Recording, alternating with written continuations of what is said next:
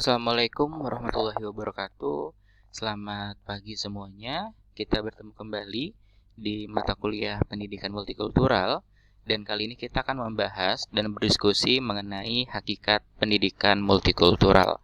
Nah, di pertemuan sebelumnya kalian sudah membahas mengenai apa itu hakikat kebudayaan dan saya harap semuanya masih ingat bahwa budaya itu merupakan sebuah eh, tradisi, turunan, ataupun adat istiadat serta kebiasaan yang secara turun-temurun diwariskan hingga menjadi sebuah kebudayaan atau kebiasaan dari kelompok sosial masyarakat tertentu. Nah, pendidikan multikultural pun hadir di lingkungan kita, khususnya di sekolah, untuk melihat bahwa di sekolah itu pun dikelilingi oleh banyak aspek kultural yang ada. Tidak hanya dari ras, suku, agama, budaya, tapi juga ke bahasa, sikap, norma, dan sopan santun. Tujuan pembelajaran kita adalah menjelaskan pengertian pendidikan multikultural, memerinci dasar pendidikan multikultural, menjelaskan tujuan pendidikan multikultural, dan tentunya menjelaskan fungsi pendidikan multikultural. Nah, multikultural ini bisa kita lihat dari dua kelompok pengertiannya. Dari segi etik, didefinisikan sebagai sudut pandang dalam mempelajari budaya dari luar sistem budaya itu dan merupakan pendekatan awal dalam mempelajari suatu sistem budaya asing. Ini menurut Pike pada tahun 1967. Jadi saya garis bawahi di sini adalah pendekatan awal. Sedangkan kalau dilihat dari sisi emiknya, multikultural adalah sudut pandang yang merupakan studi perilaku dari sistem budaya tersebut. Ini menurut Segel pada tahun 1990. Ketika kita kolaborasikan keduanya, maka etik itu akan menjelaskan universalitas dari suatu konsep kehidupan karena membicarakan terkait dengan pendekatan awal untuk mempelajari suatu sistem budaya asing yang ada. Sedangkan ada emik ini menjelaskan keunikan dari konsep budaya yang ada ataupun berkembang. Kita bisa definisikan pendidikan multikultural sebagai suatu rangkaian kepercayaan atau set of beliefs dan penjelasan yang mengakui dan menilai pentingnya keragaman budaya dan etnis dalam membentuk gaya hidup, pengalaman sosial, identitas pribadi, kesempatan pendidikan dari individu, kelompok maupun negara. Ini menurut Banks pada tahun 2001. Jadi memang kita hidup di Indonesia khususnya mengakui bahwa memang adanya keragaman budaya dan etnis dan ini menjadi satu tolok ukur untuk melihat apakah di sekolah pendidikan multikultural ini bisa berhasil dilaksanakan dan nanti di pertemuan berikutnya kita akan lihat bagaimana kita mengintegrasikan pendidikan multikultural di dalam kurikulum ataupun pelaksanaan pembelajaran. Nah, Kawurian tahun 2009 juga memberikan definisi multikultural sebagai ide, gerakan pembaharuan pendidikan, dan proses pendidikan yang tujuan utamanya adalah untuk mengubah struktur lembaga pendidikan, supaya siswa, baik pria maupun wanita, berkebutuhan khusus, ataupun kelompok ras tertentu, etnis dan kultur yang bermacam-macam, memiliki kesempatan yang sama untuk mencapai prestasi akademis di sekolah. Jadi nanti saya yakin ketika kalian ada di sekolah, kalian akan menemukan beberapa siswa mungkin dengan kelompok ras, etnis ataupun kultur tertentu. Nah, artinya kita harus bisa memberikan pelayanan pembelajaran yang seragam untuk semuanya. Mau itu siswa yang tidak berkebutuhan khusus maupun yang berkebutuhan khusus. Perkembangannya itu ada sebuah model pembelajaran ya, namanya Universal Design of Learning gitu ya, UDL. Nah, di mana ini bisa mengakomodasi kebutuhan-kebutuhan ini yang gunanya nanti untuk mengubah struktur lembaga pendidikan agar semuanya mempunyai kesempatan yang sama. Berikutnya ada 3 dasar pendidikan multikultural. Yang pertama itu kesadaran nilai penting keragaman budaya. Yang kedua itu gerakan pembaharuan pendidikan. Yang ketiga adalah proses pendidikan. Nah, ini berarti dari keragaman budaya, outputnya nanti adalah ke proses pendidikan yang kita lihat di sekolah. Kesadaran nilai penting keragaman budaya. Jadi sebagai guru kita harus tahu bahwa semua siswa itu memiliki karakteristik yang khusus dilihat dari usia, agama, gender, kelas sosial, etnis, ras maupun karakteristik budaya tertentu yang sudah melekat pada dirinya masing-masing. Sehingga kenapa harus ada multicultural education tadi? Tujuannya adalah semua siswa tanpa kita lihat karakteristiknya itu punya kesempatan yang sama untuk belajar di sekolah. Jadi tidak boleh dibeda-bedakan. Mata kuliah pendidikan multikultural ini berupaya memberikan pemahaman kepada kalian semuanya terkait dengan kegiatan pendidikan yang merupakan bagian dari integral kebudayaan universal. Ya, jadi satu utuh di kelas itu mungkin akan beragam nanti siswanya, dan tentunya mereka punya hak yang sama, kewajiban yang sama, kesempatan yang sama untuk belajar.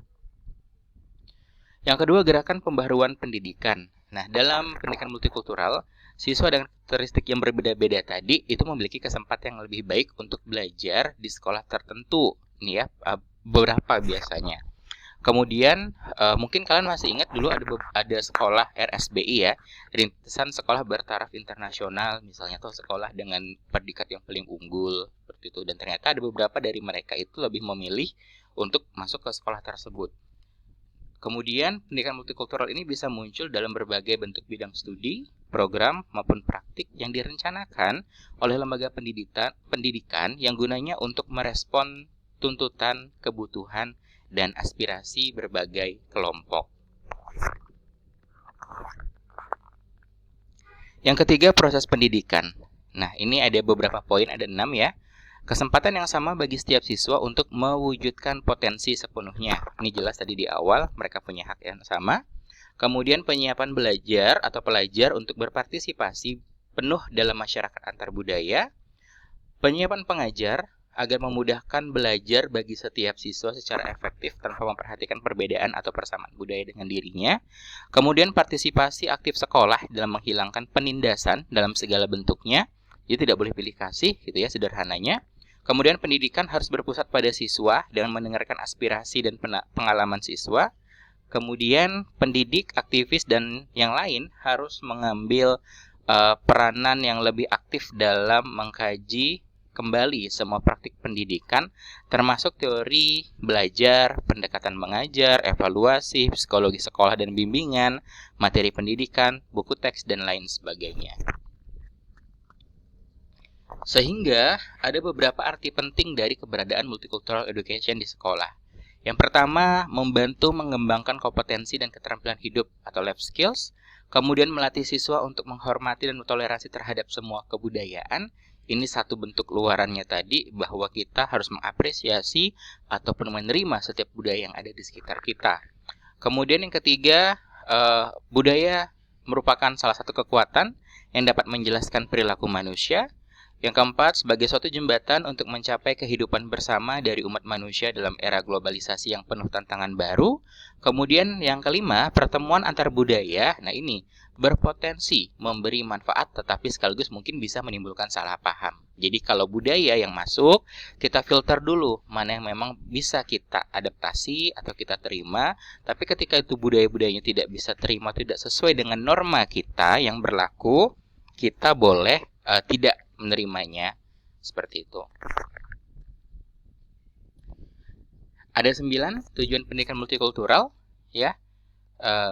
Kita akan bahas satu persatu, mulai dari pengembangan literasi etnis dan budaya, perkembangan pribadi, klarifikasi nilai dan sikap, kompetensi multikultural, kemampuan keterampilan dasar, memperkuat pribadi dan reformasi sosial, memiliki wawasan kebangsaan, kenegaraan yang kokoh, memiliki wawasan hidup yang lintas budaya dan lintas bangsa sebagai warga dunia, dan hidup berdampingan secara damai.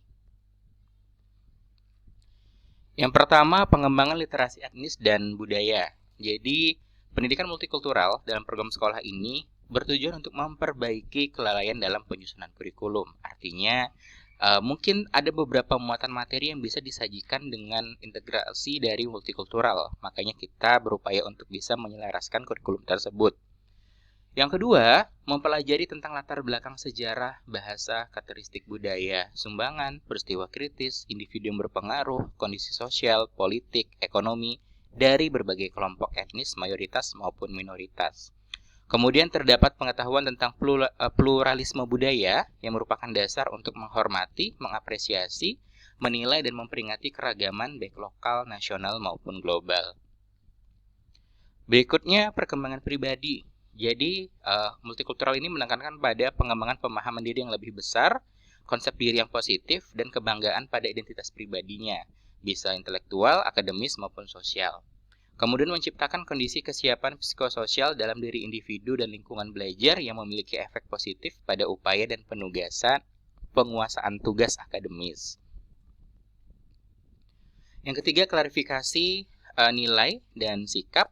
Jadi multikultural ini mengangkat nilai-nilai inti yang berasal dari prinsip martabat manusia atau human dignity, keadilan, persamaan, kebebasan, dan demokrasi.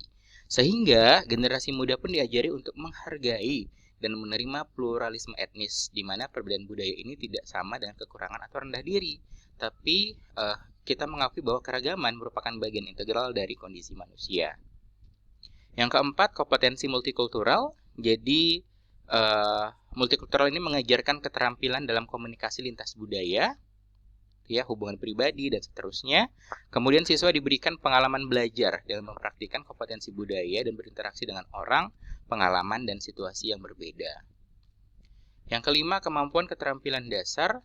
Jadi adanya multikultural memfasilitasi pembelajaran untuk melatih kemampuan keterampilan dasar dari siswa yang berbeda secara etnis. Kemudian pencapaian keterampilan tersebut bisa diraih dengan gaya belajar dan mengajar, pemberian materi dan teknik yang lebih bermakna. Berikutnya, memperkuat pribadi dan reformasi. Jadi adanya multikultural ini akan memulai proses perubahan di sekolah yang akhirnya nanti bisa meluas ke masyarakat.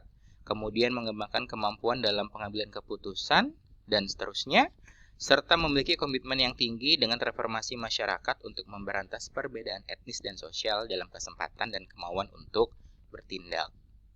Yang ketujuh, memiliki wawasan kebangsaan kenegaraan yang kokoh.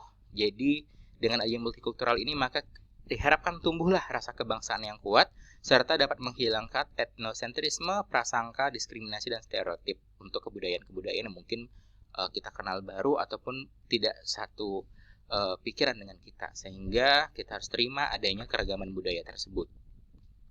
Yang kedelapan, memiliki budaya hidup yang lintas budaya dan lintas bangsa sebagai warga dunia. Jadi kita adalah world citizen, tentunya harus memiliki wawasan luas terhadap budaya-budaya lain, gitu ya. Kemudian mahasiswa pun diajak berpikir internasional dengan mengajak mereka untuk tetap peduli dengan budaya lokal kita. Yang terakhir, hidup berdampingan secara damai. Jadi dengan adanya perbedaan tadi diharapkan setiap siswa kita dan kelompok masyarakat tertentu menjunjung tinggi nilai kemanusiaan dan menghargai serta melihat atau menumbuhkan sikap toleransi terhadap kelompok lain yang budayanya berbeda dengan kita karena kita hidup berdampingan secara alami. Fungsinya ada 4, ya, dari National Council for Social Studies. Memberi konsep diri yang jelas, membantu memahami pengalaman kelompok etnis dan budaya yang ditinjau dari sejarahnya, membantu memahami bahwa konflik antara ideal dan realitas itu memang ada di setiap masyarakat, dan tentunya mengembangkan kemampuan membuat keputusan atau decision making, partisipasi sosial, dan keterampilan kewarganegaraan.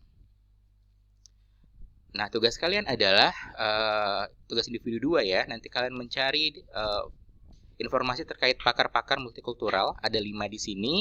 Ada Horace Kallen, James A. Banks, Bill Martin, Martin Zebek Matustik, dan Judith M. Green. Jadi silahkan nanti kalian rumuskan definisi multikultural dari ke-5 tokoh tersebut. Baik, saya kira cukup sekian pemaparannya. Nanti bisa diskusi melalui kolom YouTube ataupun di Google Classroom. Terima kasih sudah mendengarkan dan menyimak dengan saksama. Saya akhiri, wassalamualaikum warahmatullahi wabarakatuh.